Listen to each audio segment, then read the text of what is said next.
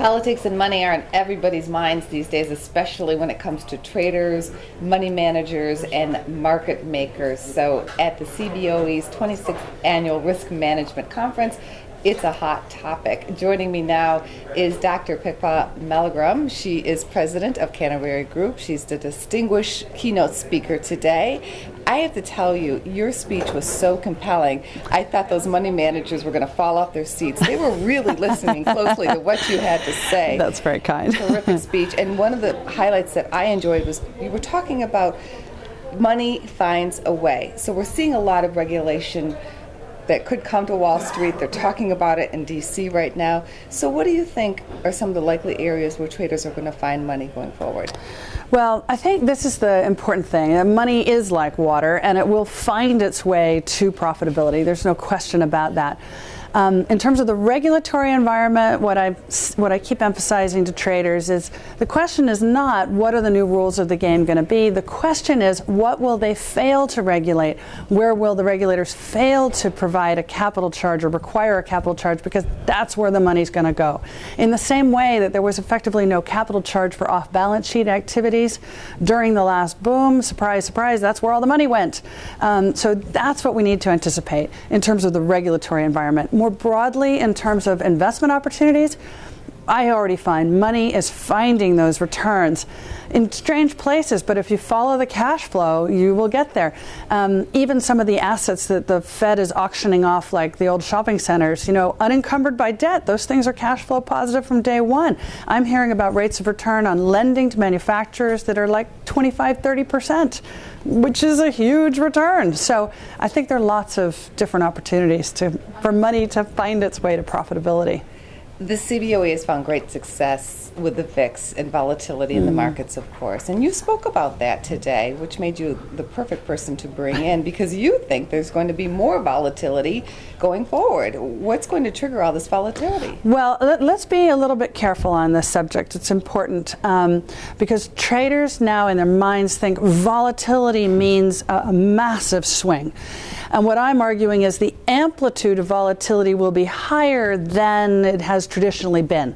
So I'm not saying we get another event on the scale that we had that was the 2007 financial crisis, but I am saying the amplitude in general will be bigger.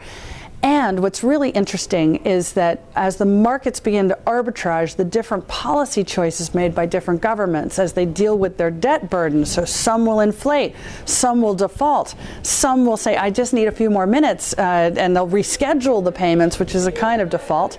But each of these different choices throws much more volatility in the markets, particularly, I think, FX, but I think we're going to see it in agriculture, commodities, and so I'm delighted the CBOE is introducing products where you can trade vol beyond the VIX. But guess what? How many volatility managers are out there? Very few. This is a whole new skill set that needs to be put in place. Money definitely running for cover these days, and it's going into the commodities. Lots of fear about inflation. What are your thoughts on inflation? Well, I'm pretty much an inflation hawk. There's no doubt about it. But I would make the distinction for people that they mustn't forget they're not central bankers. So central bankers have the luxury of dealing with the CPI, and will inflation make its way to the CPI? But as a trader and investor, what I care about are inflation impulses in the system that will move prices that may or may not end up in the CPI. So for example, as we've seen a lot of capacity destruction in agriculture, mining, energy, naturally those prices have risen. And it's so interesting. Investors say, oh, I missed the equity rally. And it's like, you missed the commodity rally, which was much bigger and more important. But that means higher input costs. Now, how do those play out in the world? In the West, in the US, maybe that's a margin crusher, which is a deflationary outcome.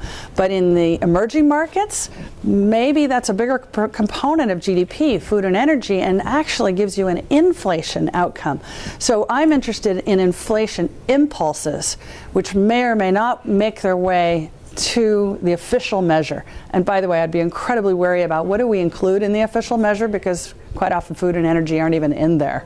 So. And those could become big commodities, because definitely there's going to be some constraints there, as you mentioned in your speech today. In my view, no question. You talked about the Bernie Madoff situation. We've had some arrests on Wall Street, as you know. And is that going to be enough to placate investors right now? Because people are feeling hurt. by what was going on with money, and now being forced to possibly pay for it through the government. Yeah, I think that in every economic cycle, you go through a kind of recrimination phase that occurs after the boom has turned to a bust and people realize how much of a loss they've incurred. And naturally, there's a desire to find someone who's accountable for that loss. And I think in financial markets, people kind of hope Bernie Madoff would be enough, but it isn't. And I do think that we're going to see continued pressure from the public to find some person who is accountable from the banking system, because people understand that the problem occurred in the banking system. Now, is this appropriate? Is it right? Maybe not, but it's human.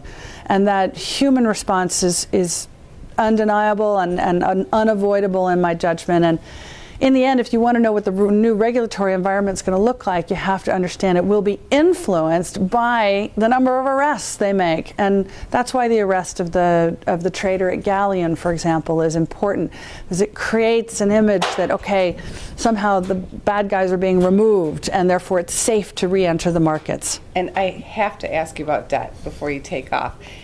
So much debt talk right now, especially with Greece, but also the United States. Huge debt problem there as well. As that gets parlayed again back to voters, what's the anticipation there? Well, I think, first of all, we don't yet know the full magnitude of the debt problem. In part, people haven't recognized it yet. As one of the guests here at your conference pointed out, they're only just starting to register the losses at one particular hospital here in this local community. They just didn't realize they had transactions that have incurred losses. So first, you got to register how big is the hole you really have to deal with. And second, how much is the hole influenced by interest rates? Because if interest rates go up, which is what I would anticipate, then the magnitude of the debt becomes greater. And so I do think we're going to see this debt problem being uncertain for some time to come. And I agree with Jamie Dimon, who said last week, you know, Greece is one thing, but frankly, the debt problem in California could be potentially more serious for the financial system. We have a debt issue for municipal authorities across not only the United States, but Western Europe, Eastern Europe. I think we're going to have a lot more debt to work through, and so this inevitably will create uncertainty and volatility in the debt markets alone, equity markets as well. Well, our eyes will be on Washington as well as the markets. An honor to speak with you today. Thank you. We've been speaking with Dr. Pippa Malmgren of the Canterbury Group, president of the Canterbury Group. In fact, you founded it. Thank you. You're welcome.